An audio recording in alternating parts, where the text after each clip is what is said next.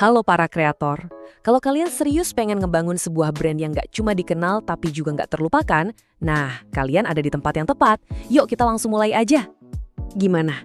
Kedengeran familiar nggak sih? Kalian udah kerja keras, konsisten bikin konten, tapi kok hasilnya gitu-gitu aja?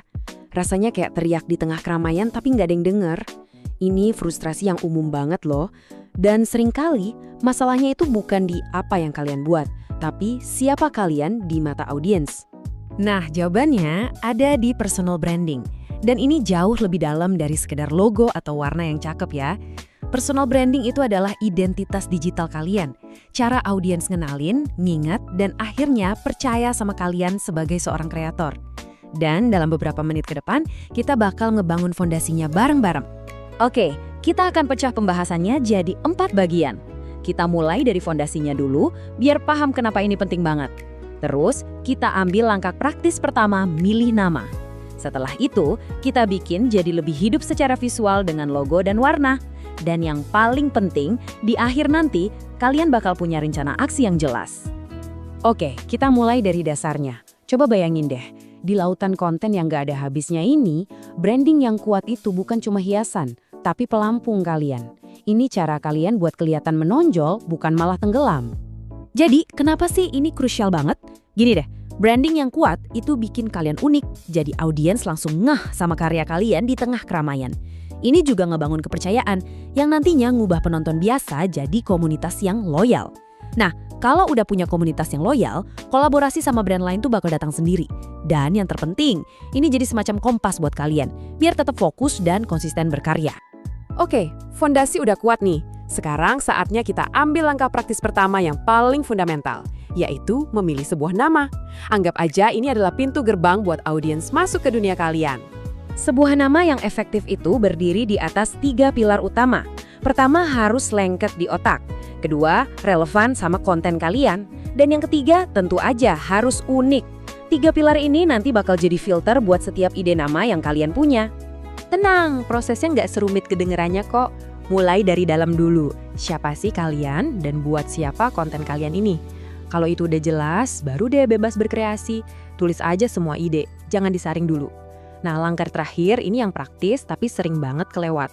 Pastiin nama pilihan kalian itu tersedia di semua platform. Serius deh, ini bakal nyelamatin kalian dari pusing di kemudian hari. Yuk, kita bedah kriteria ini lebih dalam lagi. Nama yang singkat itu gampang nempel di kepala. Relevansi, bikin audiens baru langsung paham. Gampang dieja, itu penting banget buat promosi dari mulut ke mulut. Dan keunikan, ya jelas dong, ini buat ngelindungin kerja keras kalian. Nggak mau kan, audiens malah nyasar ke channel orang lain?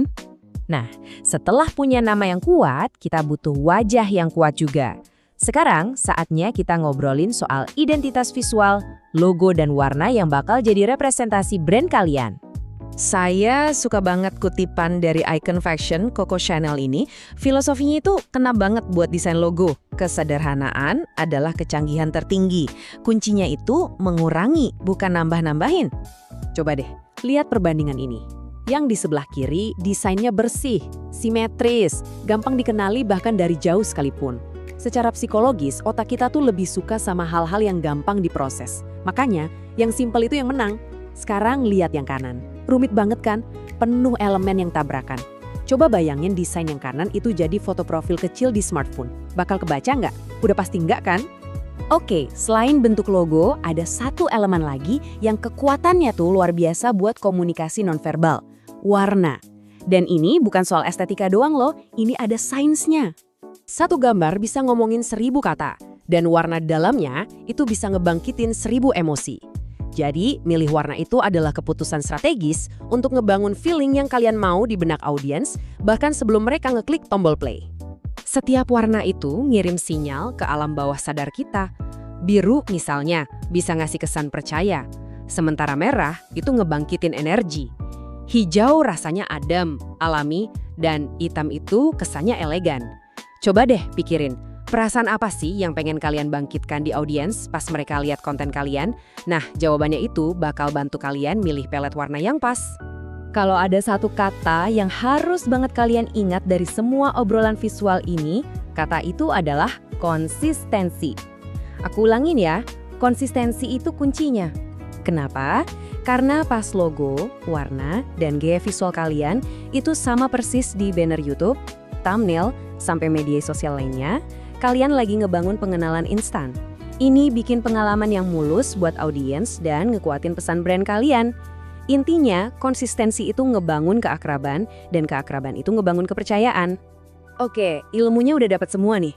Tapi ingat, pengetahuan tanpa tindakan itu yang nggak akan ngubah apa-apa. Sekarang waktunya kita ubah semua ini jadi aksi nyata.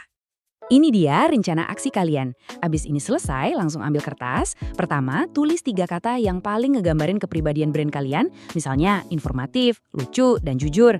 Terus, pakai kata-kata itu buat brainstorming 10 ide nama. Lanjut, pilih 2 atau 3 warna yang vibe-nya nyambung. Terakhir, jangan takut. Coba aja bikin sketsa logo yang simple. Ingat, tujuannya bukan kesempurnaan, tapi kemajuan. Pada akhirnya, branding itu soal ngebangun identitas yang otentik. Ini sebuah proses ya, bukan proyek semalam jadi. Jadi, pertanyaan terakhir buat kalian adalah, dengan semua bekal ini, identitas kayak apa yang bakal kalian mulai bangun hari ini? Yuk, ambil langkah pertama kalian sekarang juga. Halo.